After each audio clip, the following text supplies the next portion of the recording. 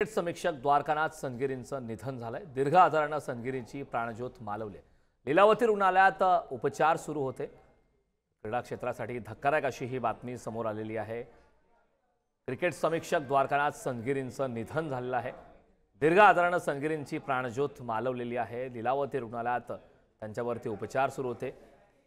क्रीडा विश्वात द्वारकानाथ संगगिरींचं एक मोठं नाव आहे। क्रिकेटवरचं विश्लेषण असेल किंवा क्रिकेट समीक्षक म्हणून एक वेगळ्या प्रकारची ओळख द्वारकानाथ संगगिरी यांची होती। मात्र आता एक धक्कादायक आणि दुःखद अशी बातमी आलेली लीलावती रुग्णालयात उपचार सुरू होते। मात्र उपचारादरम्यान संगगिरी यांची प्राणज्योत मालवलेली आहे। लीलावती रुग्णालयात त्यांच्यावरती उपचार सुरू होते, तर दीर्घ आजारानं संगगिरींची प्राणज्योत मालवलेली आहे। संगगिरींच्या पार्थिवावर उद्या अंत्यसंस्कार केले जाणार आहे। द्वारकानाथ संगगिरी यांचे वयाच्या 74व्या वर्षी दीर्घ आजारानं निधन झालेलं आहे। क्रिकेट समीक्षक आणि क्रिकेट विश्वातलं क्रिकेट जगतातलं एक मोठं नाव द्वारकानाथ संगगिरी। क्रिकेटवरचं विश्लेषण किंवा इतरही महत्त्वाच्या क्रिकेट संदर्भातल्या गोष्टींमध्ये क्रिकेटच्या कारकिर्दीमध्ये द्वारकानाथ संगगिरी यांचं एक मोठं नाव। मात्र क्रिकेट समीक्षक द्वारकानाथ संगगिरी यांचं निधन झालेलं आहे। दीर्घ आजारानं संगगिरींची प्राणज्योत मालवलेली आहे।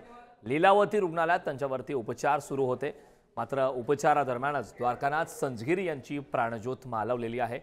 ज्येष्ठ क्रिकेट समीक्षक द्वारकानाथ संगगिरी यांच्यावरती उद्या त्यांच्या पार्थिवावरती अंत्यसंस्कार